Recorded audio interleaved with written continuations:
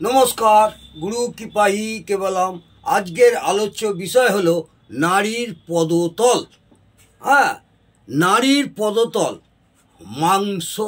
মাংসযুক্ত অর্থাৎ মাংসল, হ্যাঁ, রক্তাভ সমান হলে ও সেই সঙ্গে জঙ্ঘা লোম শূন্য হতে হবে। উরুদ্বয় হাতির সুরের মতো হলে জাতিকা ধনবতী, সৌভাগ্যবতী ও সর্বকার্যে মঙ্গলদায়িকা হয়। বোঝা গেল? আবার বলি, নারীর পদতল মাংসল রক্তাভ স্নিগ্ধ সমান হলেও সেই সঙ্গে জঙ্গা লোমযুক্ত হলে হবে না, লোম শূন্য হতে হবে। নারীর পদতল মাংসল রক্তাভ স্নিগ্ধ সমান হলেও সেই সঙ্গে জঙ্গা লোম শূন্য হতে হবে। উরুদ্বয় হাতির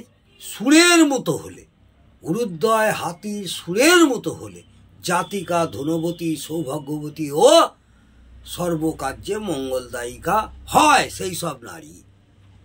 2 নম্বর পয়েন্ট, যাদের পায়ের বুড়ো আঙুল মাংসল অর্থাৎ গোলাকার, বুড়ো আঙুলটা দেখবেন গোলাকার, সেই সব জাতিকা সৌভাগ্যবতী হয়। যেসব নারীর পায়ের বুড়ো আঙুলটা বৃদ্ধাঙ্গুলি গোলাকার, সেই সব জাতিকারই দেখবেন তারা সৌভাগ্যবতী হবেই হবে। 3 নম্বর, যাদের পায়ের তর্জনী, যেসব নারীর পায়ের তর্জনী মধ্যম অনামিকা মাটিতে ঠেকে না, অর্থাৎ মাটিতে ঠেকে না, তারা দুর্ভাগিনী হয়। এটা মাথায় রাখবেন। 4 নম্বর পয়েন্ট, যাদের দুটো পা বিবর্ণ, কর্কশ, খণ্ডিত, কঠোর, বড় শুকনো মতো দেখায় এবং শুকনো ভাব বা শুকনো মতো দেখায়, সেই সব নারী হতভাগিনী ও দুঃখিনী হয়। আবার বলি, 4 নম্বর পয়েন্ট, যাদের দুটি পা বিবর্ণ, কর্কশ এবং খণ্ডিত, কঠোর, বড় শুকনো মতো দেখায় এবং বড় শুকনো মতন সবসময় পাটা যেন শুকনো ভাব দেখায়, সেই নারী হতভাগিনী বা দুঃখিনী হয়। 5 নম্বর পয়েন্ট, যাদের আঙুলগুলি বেঁকা, ফাঁক, যেসব নারীর আঙুলগুলি বেঁকা এবং ফাঁক ও চ্যাপ্টা মতো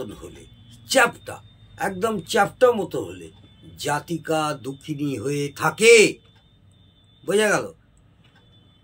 5 নম্বর পয়েন্ট, পায়ের আঙুলগুলি বেঁকা, পায়ের আঙুলগুলি সোজা নেই, প্রত্যেকটা আঙুল যেদিকে হোক বেঁকে থাকবে, ফাঁক হবে এবং প্রচুর ফাঁক হবে এবং চ্যাপ্টা হলে জাতিকা দুঃখিনী হয়ে থাকে। 6 নম্বর পয়েন্ট, যাদের পায়ের আঙুলগুলি চ্যাপ্টা, সেই সব জাতিকাকে দাসী বৃত্তি করে জীবিকা নির্বাহ করতে হয়। বোঝা গেল? যেসব নারীদের 6 নম্বর পয়েন্টে, যেসব নারীদের বা জাতিকাদের আঙুলগুলি খুবই চ্যাপ্টা, পায়ের আঙুলগুলো খুব চ্যাপ্টা, একদম চিপটে থাকে আর কি, সেই সব জাতিকারা দাসী বৃদ্ধি করে তাদের জীবিকা অর্জন করতে হয়। 7 নম্বর পয়েন্ট, একমাত্র আঙুল ছাড়া যাদের পায়ের অন্যান্য আঙুল মাটিতে ঠেকে না, তারা কুলোটা হয়ে থাকে। যখন পা ফেলবে, বুড়ো আঙুল ছাড়া যাদের পায়ের অন্যান্য আঙুলগুলো মাটিতে ঠেকে না, তারা কুলোটা হয়ে থাকে, সেই সব জাতিকারা। 8 নম্বর পয়েন্ট, যারা হেঁটে যাওয়ার সময় ধুলো উড়িয়ে যায়, যেমন ঘোড়া ছুটলে ধুলো ওড়ে, সেই রকম হেঁটে যাওয়ার সময় ধুলো উড়িয়ে যায়, সেই সব জাতিকা পরপুরুষে আসক্ত হয়। এটা হার্ডলি বোঝা যায়। আগেকার মা ঠাকুমারা মেয়ে দেখতে গেলে মেয়েদের চলন বলন দেখে তারা মেয়েদের চারিত্রিক বলতে পারত, বা মেয়ে দেখতে গেলে বলতো মা একটু হেঁটে দেখাও তো, এইসব দেখতো আগেকার দিনে। এখন আর এইসবটা নেই। তবুও আমি অ্যাজ এ জ্যোতিষশাস্ত্র হিসেবে আমি বলছি, যারা যেসব জাতিকারা হেঁটে যাওয়ার সময় ধুলো উড়িয়ে যায়, সেই সব জাতিকা পরপুরুষের আসক্ত হবেই হবে, এটা মাথায় রাখবে। 9 নম্বর পয়েন্ট, যেসব নারীরা বা জাতিকারা চলাকালীন পায়ের শব্দ হয়, চললে একটা পায়ের শব্দ হয় এবং মনে হয় যেন মাটি কাঁপছে, একটা মাটি কাঁপছে, সেই সব জাতিকা লোভী, অর্থনাশকারিণী ও অশুভদায়িকা হয়। 9 নম্বর পয়েন্ট, যেসব নারীরা চলাকালীন পায়ে একটা শব্দ হয়, অনেকে চলে আসবে, হেঁটে আসবে, বোঝাই যাবে না কে ঘরে ঢুকলো বা কে চলাফেরা করছে। আবার অনেকে দেখবেন ঘরে ঢুকলো বা হেঁটে আসছে, তার পায়ের মধ্যে একটা শব্দ লক্ষ্য করলে আপনারা দেখতে পাবেন এবং মনে হয় যেন মাটি কাঁপছে, মাটি কাঁপছে। সেই সব জাতিকারা লোভী হয়, অর্থনাশকারিণী হয় ও অশুভদায়িকা হয়। 10 নম্বর পয়েন্ট, যাদের পায়ের আঙুলগুলি ফাঁকা ফাঁকা, যেসব জাতক জাতিকা বা নারীর পায়ের আঙুলগুলি ফাঁকা ফাঁকা, সেই জাতিকা দুঃখ ভোগ করে, সেই জাতিকা সারা জীবন দুঃখ ভোগ করে।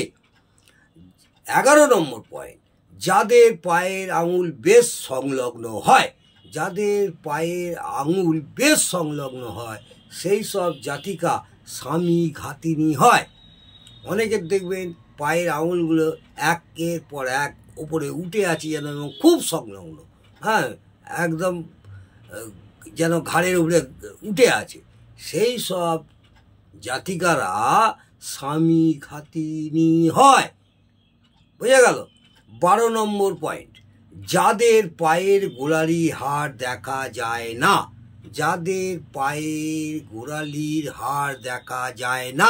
তাতে শিরাও দেখা যায় না এবং গোলাকৃতি, সেই নারী সৌভাগ্যবতী হয়। আবার বলি, 12 নম্বর পয়েন্ট, যেসব নারী বা জাতিকার পায়ের গোড়ালির হাড় দেখা যায় না, তাতে শিরাও দেখা যায় না এবং গোলাকৃতি, সেই নারী সৌভাগ্যবতী হয়। 13 নম্বর পয়েন্ট, গোড়ালির হাড় উঁচু এবং শিরাবহুল হলে জাতিকা অশুভ ফলদায়িনী হয়। 13 নম্বর পয়েন্টে কি বললাম? গোড়ালির হাড় উঁচু এবং শিরাবহুল হলে জাতিকা অশুভ ফলদায়িনী হয়। তাহলে বোঝা গেল, নারীর পদতল দেখে আমরা এই নারীর চিনতে পারি। আজকে এই পর্যন্ত। যদি আপনাদের ভালো লাগে অবশ্যই কমেন্টে জানাবেন। আগেকার দিনের মানুষরা অবশ্যই এই পা দেখে সমস্ত বিচক্ষণ করতে পারতেন। আমি তবুও আপনাদের জানালাম। ভালো লাগলে অবশ্যই লাইক এবং কমেন্ট করবেন।